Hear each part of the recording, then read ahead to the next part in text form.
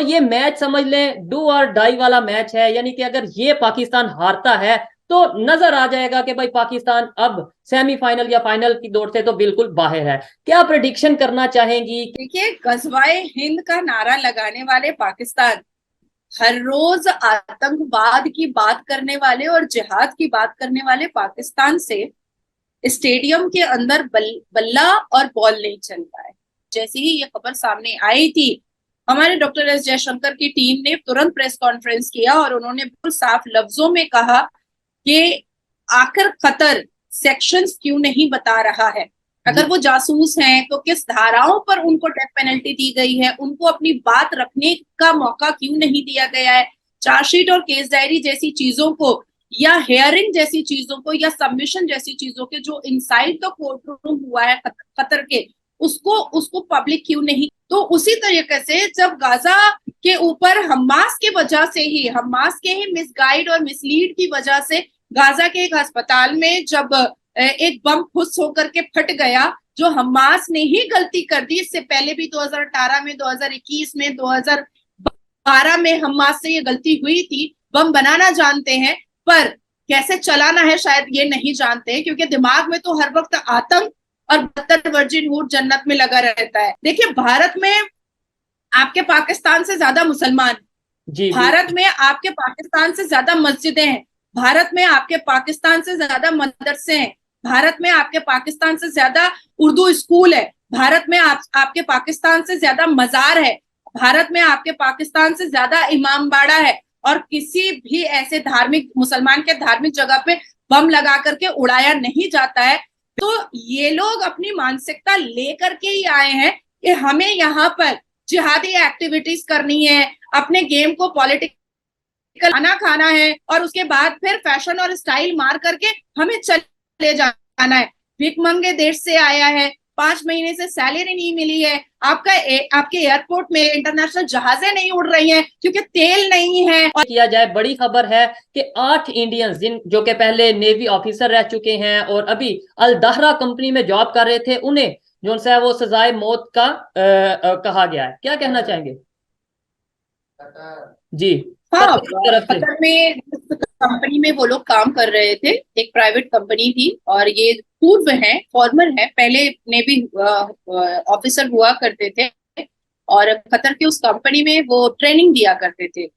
अगस्त 2022 में इन तमाम 8 नेवी ने, फॉर्मर नेवी ने अपने बेल को अपील भी किया था और एक बार भी इनकी इनकी बातों को सुना नहीं गया, क्योंकि कतर के जो करता धरता है, जो प्रिंस हैं, उन्होंने खास करके इन लोगों पर दबाव बनाने की कोशिश की और एक सुबह डिटेन करके इनको घर से सोते हुए उठा लिया था। ये पूरी दुनिया जानती है कि डॉक्टर एस जयशंकर जो है वो भारत के लिए जेम्स बॉन्ड से कम नहीं है। जी। हमने कई बार देखा है, रशिया यूक्रेन का जो के कॉन्फ्लिक्ट हो या इसराइल हमास का कॉन्फ्लिक्ट हो या ऐसी कोई भी दावपेच वाली जब चीजें होती हैं या ऐसी कोई भी चीजों पर निर्णय लेना होता है, तो डॉक्टर एस जयशंकर, हमारे भारत जो फॉरेन मंत्री हैं, वो बिल्कुल जेम्स बॉन्ड की तरह सामने आते हैं। और जैसे ही ये खबर सामने आई थी, हमारे डॉक्टर एस जयशंकर की टीम ने तुरंत प्रेस कॉन्फ्रेंस किया और उन्होंने बिल्कुल साफ लफ्जों में कहा कि आखिर कतर सेक्शंस क्यों नहीं बता रहा है। अगर वो जासूस हैं तो किस धाराओं पर उनको डेथ पेनल्टी दी गई है, उनको अपनी बात रखने का मौका क्यों नहीं दिया गया है।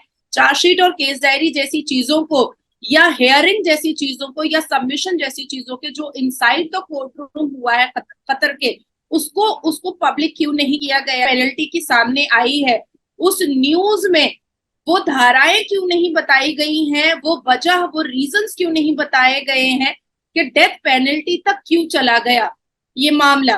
तो भारत तो हर तरीके से इस कोशिश में लगा है कि सच्चाई क्या है उसको बाहर निकालने के लिए, जैसे पाकिस्तान ने हमारे अभिनंदन को पकड़ा था और शाम ढलते ढलते पैर हाथ कांपने लगे पाकिस्तान की सरकार की और उनको इज्जत से बॉर्डर पार किया गया। तो नाजिया जी, तो क्या उसी कतर भी तरीके से जी, कतर भी ऐसे ही जो जी, इंडियंस हैं उन्हें वापस भेज? हाँ, मुझे लगता है बिल्कुल 8 फॉर्मर नेवीज के पूरे परिवार के संपर्क में डायरेक्ट फॉरेन मिनिस्टर और होम मिनिस्ट्री जो है भारत की, वो डायरेक्ट उनसे संपर्क में है और पूरी खोजबीन करने की कोशिश कर रही है। देखिए, अजमल कसब जब पाकिस्तान से आया था और उसने आतंकी हमला किया था हमारे भारत पे, आपके पाकिस्तान से जब अजमल कसब आया था, तो उसके चार्जशीट को आज भी गूगल में पढ़ा जा सकता है। उसको जब जब कोर्ट में हाजिर कराया जाता था, हॉस्पिटल में उसका इलाज करवाया जाता था, तब भी मीडिया को ये परमिशन था कि मीडिया फेस कर सकता है वो और अपनी बातों को रख सकता है वो। तो उसी तरीके से आकर कतर कौन सी चीज छुपा रहा है, क्या बात है जो छुपा रहा है। तीसरी मैं एक बात कहूंगी कि सऊदी अरबिया के पास एक इतना छोटा सा खतर है, जबकि ये सबको पता है कि हमास, हिजबुल्लाह जैसे आतंकी ऑफिस, जो आतंकवादियों का ऑफिस है, वो भी कतर में पाया जाता है। काफी काफी जबरदस्त और ऑर्गेनाइज तरीके से कतर उनको अप्रूवल देता है, उनको जगह देता है, उनको रोटी बोटी देता है कतर में अपनी ऑफिसेस, आतंकवाद की ऑफिसेस बनाने के लिए। तो ये एक बहुत बड़ी हमारे पास एक इंक्वायरी मिली है कि कहीं ऐसा तो नहीं कि इसमें हमास का कोई हाथ है, तो इसको भी हम लोग पता करने की कोशिश कर रहे हैं। हालांकि सऊदी अरबिया से हमारे संपर्क, भारत के संपर्क बहुत अच्छे हैं और मुझे लगता है कि डॉक्टर एस जयशंकर इस पजल को भी समझाने में और सुलझाने में बिल्कुल जेम्स बॉन्ड का किरदार अदा करेंगे।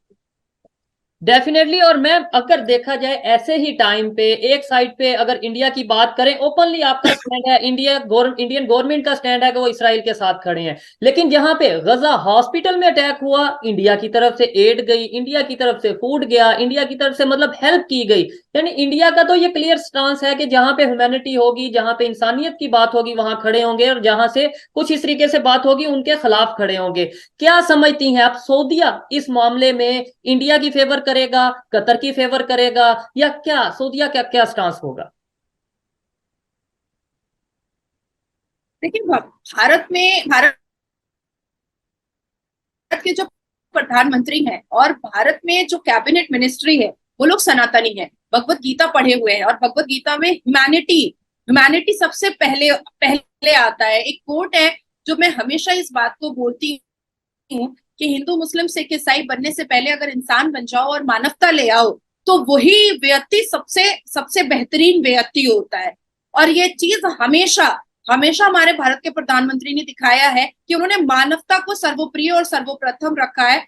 और हमेशा हर एक देश के विजिट में उन्होंने चिल्लाकर ये बातें पूरे गर्व से कही है कि मैं टेररिस्ट और टेररिज्म ऑर्गेनाइजेशन को कभी भी सपोर्ट नहीं करूंगा, और उसको खत्म करने के लिए जो भी करना होगा वो मैं करूंगा। तो उसी तरीके से जब गाजा के ऊपर हमास के ही मिसगाइड और मिसलीड की वजह से गाजा के एक अस्पताल में जब एक बम खुश होकर के फट गया, जो हमास ने ही गलती कर दी। इससे पहले भी 2018 में, 2021 में, 2012 में हमास से ये गलती हुई थी। बम बनाना जानते हैं, पर कैसे चलाना है शायद ये नहीं जानते, क्योंकि दिमाग में तो हर वक्त आतंक और 72 वर्जिन हुड जन्नत में लगा रहता है। तो इसलिए आतंकी चीजें बनाना जानते हैं ये आतंकवादी लोग, लेकिन इसको यूज करना सही से नहीं जानते हैं। तो उस वक्त फिलिस्तीन और गाजा के लोगों को 6.30 टन एड गया है, वहां पर फूड गए हैं, और सारी चीजों की सुविधाएं गाजा को दी गई है। और फिलिस्तीन के लिए डायरेक्ट हमारे भारत के प्रधानमंत्री ने मोहम्मद अब्बास से बात की है, फिलिस्तीन के प्रेसिडेंट से, और उन्होंने कहा है कि वाद और जो अश्लीलता की करण की है वो हम बंद नहीं करेंगे। जो एक बरसों से रेफ्यूजी एड जा रहा है वो बिल्कुल बंद नहीं होगा, और वाकई में बंद नहीं हो रहा है। और मानवता जहां पर दिखानी थी, वहां पर हमारा भारत और भारत की सरकार, डॉक्टर एस जयशंकर से लेकर के हमारे भारत के प्रधानमंत्री ने हर तरीके से गाजा के उन मासूमों के लिए वो खड़े रहे और एड का बंदोबस्त किया है। और अब तक टन टन के हिसाब से जेट में, फ्लाइट में, कार्गो में वहां पर सारी सुविधाओं का सामान जा रहा है।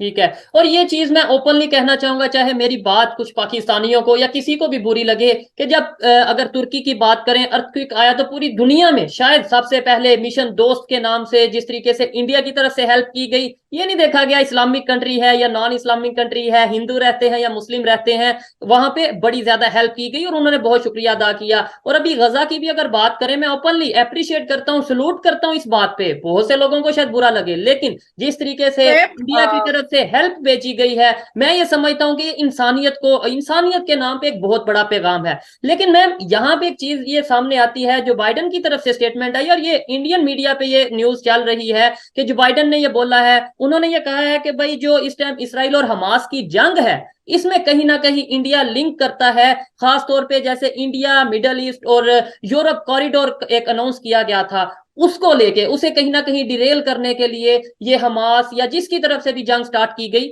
उसकी एक कड़ी है। आपको क्या लगता है कि ये कॉरिडोर में रुकावट डाली जा रही है या डालने की कोशिश की जा रही है, कोई लिंक ऐसा बनता नजर आ रहा है आपको?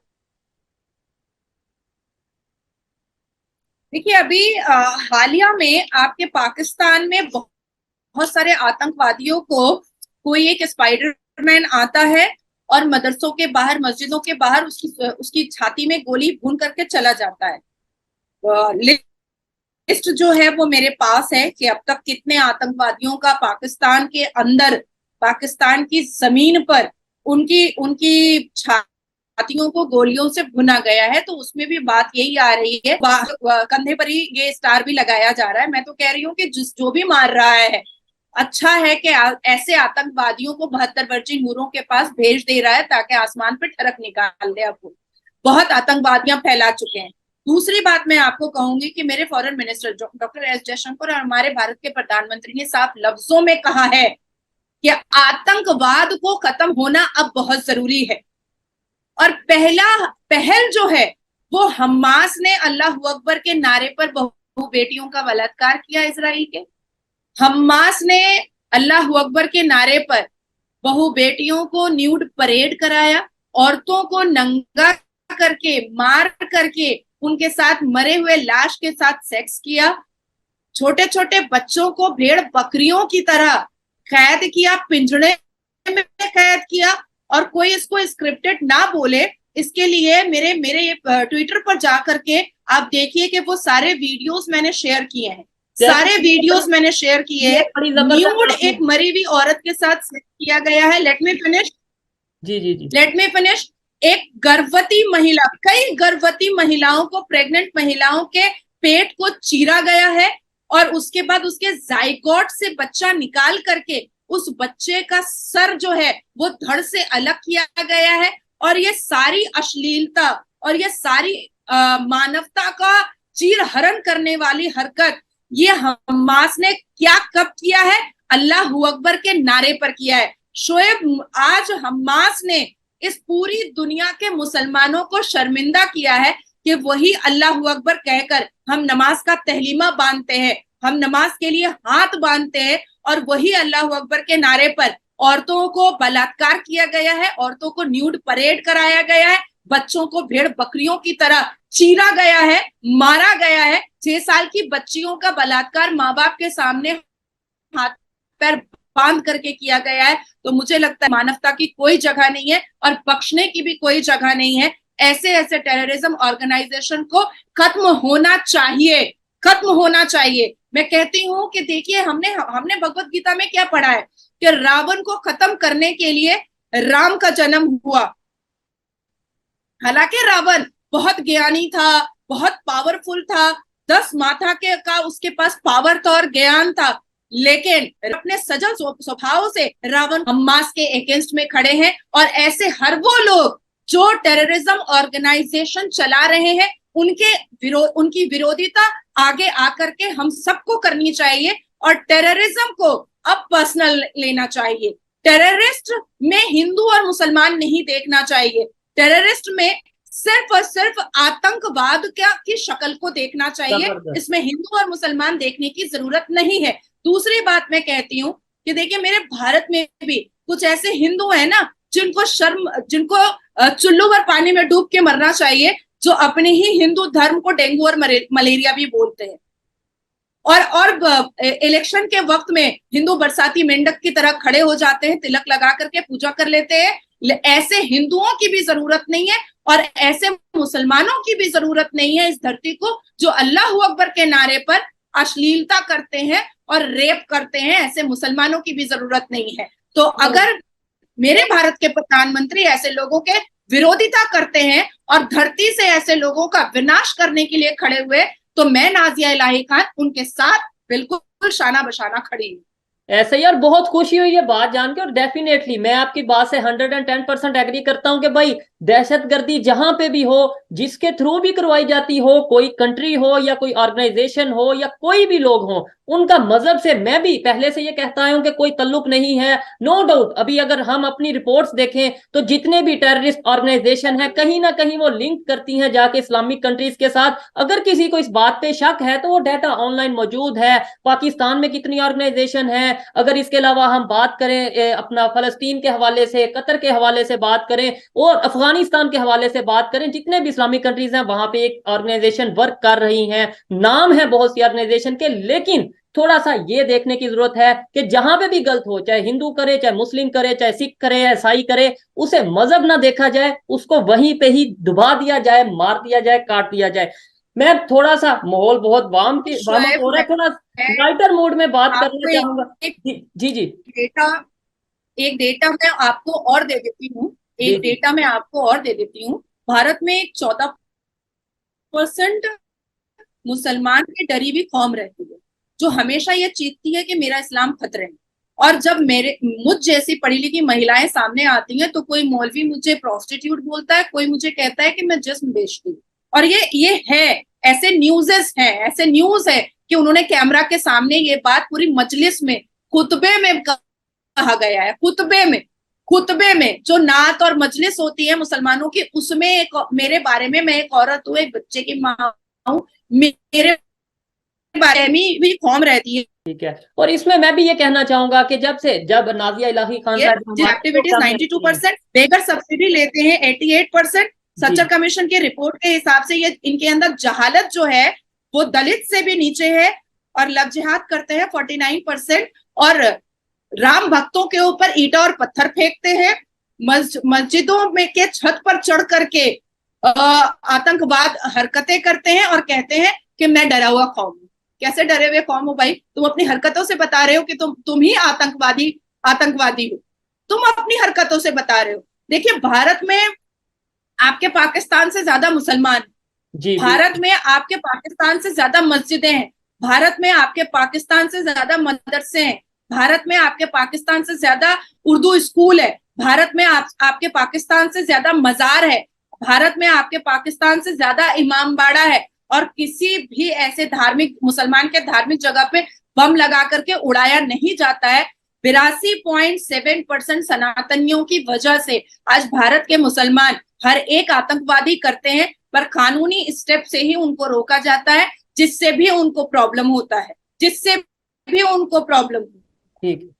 नाजिया जी, मैं फिर से यही कहूंगा कि अच्छे बुरे लोग किसी भी मजहब में होते हैं। और ये चीज नाजिया इलाही खान साहिबा के हवाले से मैं कहता चलूं कि जब से ये हमारे प्रोग्राम में आती हैं, और बहुत सी मेरे साथ इनकी वीडियोस जो प्रोग्राम है वायरल रहे हैं, बहुत से लोगों ने देखा, पाकिस्तान में खासतौर पे जिन लोगों ने देखा, मुझसे ये गिला करते नजर आते हैं कि भाई आप जानबूझ के एक ऐसी लेडी को, एक ऐसे इंसान को अपने प्रोग्राम में बुलाते हैं जो पाकिस्तान को जो इस तरीके से क्रिटिसाइज करता है, जो इस्लाम के ऊपर, जो मुसलमानों के हवाले से बात करता है। तो मैं पहले भी 10 बार बोल चुका हूं कि नाजिया इलाही खान का अपना राइट है वो जो ओपिनियन दें। अगर आप उनकी बातों से डिसएग्री करते हैं तो आपको राइट है, आप डिसएग्री करें, मुकम्मल तौर पे डिसएग्री करें, लेकिन आप काउंटर क्वेश्चन, काउंटर आंसर करें, लॉजिक के साथ बात करें। मेरा प्रोग्राम, मेरा ये चैनल हाजिर है, जो भी आना चाहे मेरे पे गुस्सा करने की बजाय आप आके डिबेट करें, जो बेहतर होगा ऑडियंस उसका फैसला करेगी। नाजिया जी, बहुत मतलब बातें जो सी हैं वो गर्मा गर्मी की तरफ जा रही हैं, लाइटर मूड पे आना चाहूंगा। पाकिस्तान का मैच है साउथ अफ्रीका के साथ,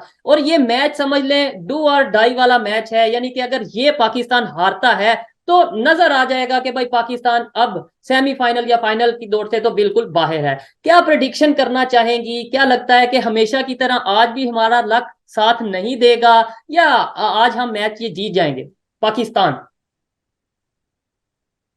देखिए, गजवाए हिंद का नारा लगाने वाले पाकिस्तान, हर रोज आतंकवाद की बात करने वाले और जिहाद की बात करने वाले पाकिस्तान से स्टेडियम के अंदर बल्ला और बॉल नहीं चल रहा है, अपने पाकिस्तान की बहू बेटियों को नहीं संभाल रहे हैं, विकेट क्या संभालेंगे।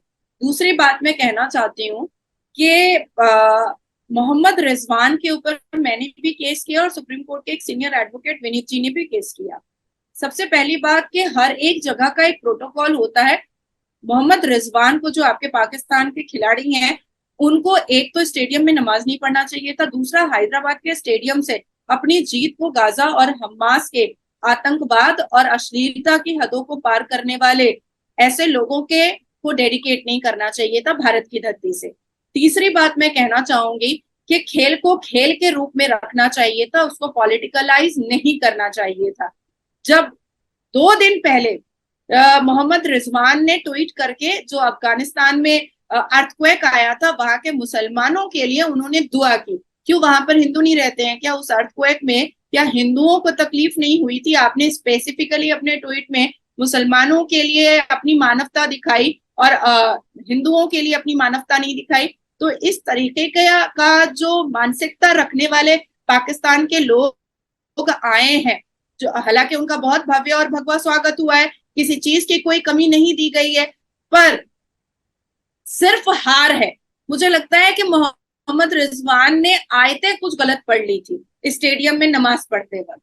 मुझे लगता है कि स्टेडियम में नमाज पढ़ते वक्त उन्होंने अल्लाह को नाराज कर दिया है, इसलिए अल्लाह इतना नाराज हो गया है आपके पाकिस्तान के खिलाड़ियों से कि अब इनका जो है बैक टू पाकिस्तान ही लिखा हुआ है तकदीर में।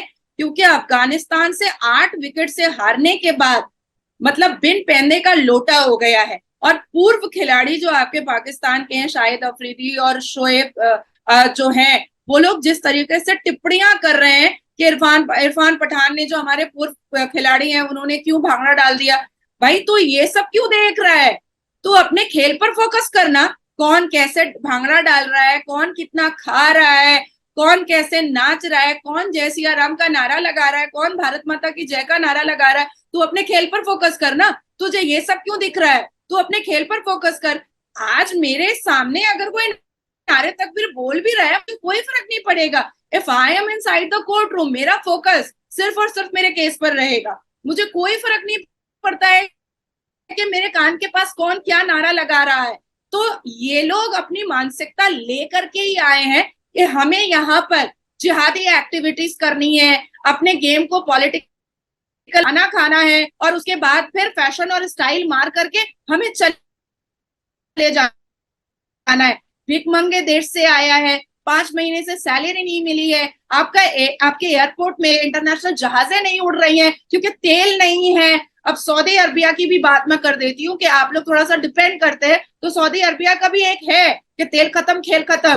तो अभी जो पाकिस्तान का जो परफॉर्मेंस रहा है, ना बॉल पकड़ना आता है, ना बल्ला पकड़ना आता है, और ना ही ढंग से बात करना आता है। इनका फोकस सिर्फ और सिर्फ खाने और एड पर है, इसलिए इनका टाटा बाय बाय ही होने वाला है। और देखिए, भारत की इस धरती पर जय सिया राम का नारा तो लगेगा, भारत माता की जय का नारा तो लगेगा भाई, हर हर महादेव का नारा तो लगेगा भाई। और अगर कोई फॉरेनर आकर के साउथ अफ्रीका वाले, इंग्लैंड वाले, श्रीलंका वाले, अफगानिस्तान वाले अगर जय सिया राम का नारा लगा रहे हैं, हर हर महादेव का नारा लगा रहे हैं, गणपति मौर्य का नारा लगा रहे हैं, तो आपको उससे भी प्रॉब्लम हो गया है भाई। आज मेरा जो संस्कार है, मैं तो उसको बोलूंगी ना, मैं तो उसको करूंगी ना। तो भारत के संस्कार तो है, तो हम वही कर रहे हैं। आप अपने खेल पर फोकस करते। तो जो निचोड़ आ रहा है, आपके खिलाड़ियों का फोकस बिल्कुल भी खेल पर नहीं है। इनका टाटा बाय बाय होना ही है, हर हाल में होना है। नाजिया जी, ये आपकी अपनी ओपिनियन है। मैं एज ए पाकिस्तानी हमेशा से यही चाहूंगा कि खासतौर पे स्पोर्ट्स की, मैं कहता हूँ हर एक मैदान में पाकिस्तान मेहनत के साथ पे आगे जाए। स्पोर्ट्स की बात करें, जहां पे पाकिस्तान में बहुत सी परेशानियां हैं, स्पोर्ट या खासतौर पे क्रिकेट की बात करें, एक मौका था, एक ख्वाहिश थी, एक उम्मीद थी कि शायद हमें कुछ खुशी का मौका मिलेगा, लेकिन मिसमैनेजमेंट ज्यादा है और इसके अलावा डिमोटिवेशन ज्यादा है। अदरवाइज हमारे जो प्लेयर्स हैं, मैं ये पर्सनली समझता हूँ कि अच्छा खेलने वाले प्लेयर्स हैं, लेकिन कॉन्फिडेंस की कमी है। और सेकेंडली, जब हम गेम में कोई भी पाकिस्तान से कोई प्लेयर हो, इंडिया से कोई प्लेयर हो, या कहीं